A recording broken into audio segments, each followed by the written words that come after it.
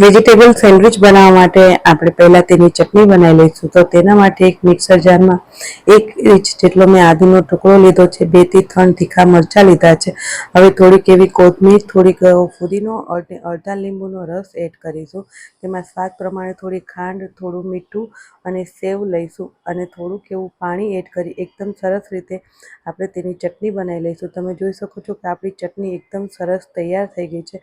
હવે તેને થોડીવાર માટે ફ્રીજમાં મૂકી દઈશું. તો અહીંયા મેં વેજીટેબલ કટ કરી લીધા છે, જેમાં ટામેટાં, કાકડી, બીટ અને ડુંગળીને એકદમ પતલી પતલી સ્લાઈસ કરી લઈશું. આ બધું જ એકવાર સરસ રીતે કટ થઈ જાય પછી તેને થોડીવાર માટે આપણે ફ્રીજમાં મૂકી દઈશું. અને હારે મેં અહીંયા બટેકાને પણ બાફી લીધા છે, તો એના પણ એકદમ સરસ રીતે આપણે પતલા પતલા કટકા કરી લઈશું. તો આપણી બધી જ તૈયારી થઈ ગઈ છે સેન્ડવિચ માટે. તો હવે આપણે બ્રેડ લઈશું. મેં અહીંયા વ્હાઈટ બ્રેડ લીધી છે, તમે બ્રાઉન બ્રેડ પણ લઈ શકો. તો તેના પર એક સાઈડ મેં અહીંયા બટર અને ગ્રીન ચટણી બંને સરસ રીતે લગાવી દીધા છે. હવે એકદમ સરસ રીતે તેના ઉપર આપણે જે આપણા વેજીટેબલ કટ કર્યા છે એ લગાવી દઈશું. અને હવે મેં અહીંયા સેન્ડવિચ મસાલો તેના ઉપર સ્પ્રિંકલ કર્યો છે.